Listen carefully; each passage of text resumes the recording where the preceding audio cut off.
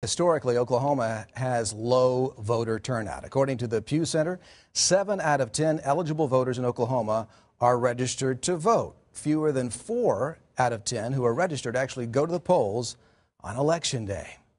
Joining me now is David Harrelson, a Tulsa author who has written this book, just published. It's called Why We Don't Vote. So, David, we hear all the time politicians, they're all the same. My vote is not going to change a thing. You know, it's reached epidemic proportion, Clay. There's an epidemic of irresponsibility in our nation, and Tulsa's not too far behind it. When you look at voter turnout in Tulsa being average 17%, it's just pathetic. I mean, when you look at the 2008 election turnout being around 15.6%, it's irresponsible. You were telling me that you homeschool your child, yes, your son. Mm-hmm. And that this book really came out of a homework project, curriculum, right? You said, let's just take it a little further. It did. Make it more than homework, let's make it a book. The point being that it's important to get to kids so they understand the process. It's very important to teach them personal responsibility. You know, they're learning right now in athletics at a very young age. Everybody gets a trophy. It doesn't matter how you perform. You know, they need to understand that America it needs to regain its position in the world, and we can't do that unless we're pursuing excellence. And the only way to pursue excellence is to get out and exercise your personal responsibility. It's interesting. You remind me of my daughter, very young, plays soccer, and she came over and asked me, "What, Daddy? The coach is saying everybody's special," and I just, and you know, they are special as children, yes, right? They are. But I said, yeah, but they're all.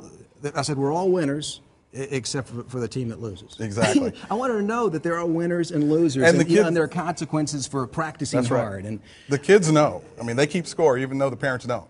Right.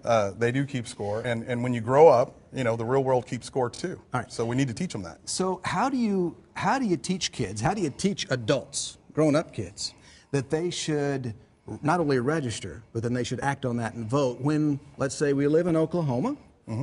And the Electoral College is still part of our system. That's right. And I hear from Democrats that say, I can vote, it's not going to matter because of the Electoral College. Is the Electoral College hurting us as voters? I don't think it's hurting us. You know, our founding fathers thought very long and hard whenever they set that up. There are always a lot of other issues on the ballot that are very, very meaningful. You know, when we elect a president, we don't see the results of that for a number of years. But when we elect a city councilman, we can see the results of that real quick, you know, or a mayor. So looking at the state questions and looking at the other candidates that are on the ballot is very, very important, even though, you know, we may know which way the presidential election. But I'm curious, just what propelled you at a certain point?